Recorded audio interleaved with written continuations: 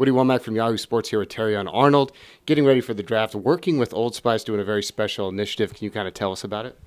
Old Spice has partnered up with Big Brothers and Big Sisters, and they've kind of got a mentorship program going on just as far as giving back to the youth, giving back to younger kids, and giving them the opportunity to meet with somebody, allow them to graduate, because that's an underrated thing that we don't really see as human beings. Yeah, for you personally, getting a chance to work with kids, how special is that to you to kind of give back, especially, now that you're at the stage that you are where you're a role model for them? It means everything to me. Growing up, I've always wanted to be the person I didn't have. I had people to look up to, people that gave back, but they didn't really go out their way to do that. They didn't really, as they would say, put down what they're doing for my betterment, and that's what I pride myself on doing for the youth, because at the end of the day, they're the next generation. We've been talking to some of the defensive guys, asking them. It seems like this draft is only about offense. A lot of the top 10 mock drafts don't have any defensive players, which has never happened. What do you think about that? And do the defensive guys kind of have a little chip on their shoulder coming in? I would say during the draft, man, that's just like mock draft stuff, and there's a lot of things as far as going into a football game.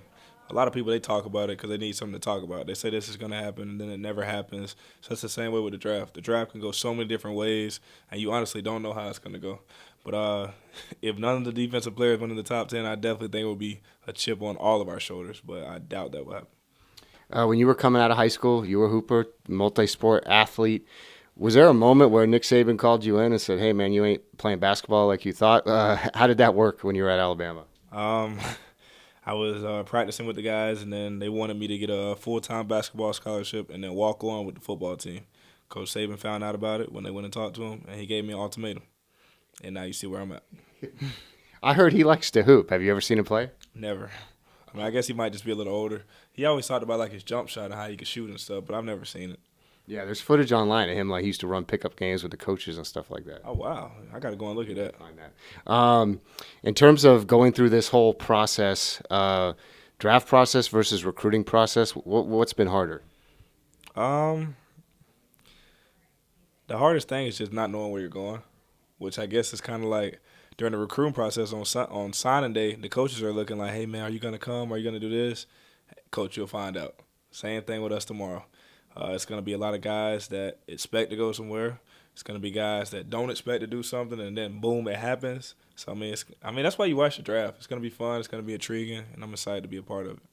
Going in and meeting with these teams or doing the interviews at the combine, what was the toughest question or kind of the weirdest question you got asked by a team? Would I want to be a dog or a cat? What'd you say? A dog. Dog. Football players, dogs, right? Exactly. um, how about matchups? I know you know a lot of wide receivers. You played against a lot of good ones. Who are you looking forward to going against when you get in the league? Tyreek Hill. You ready for that one? You know I am.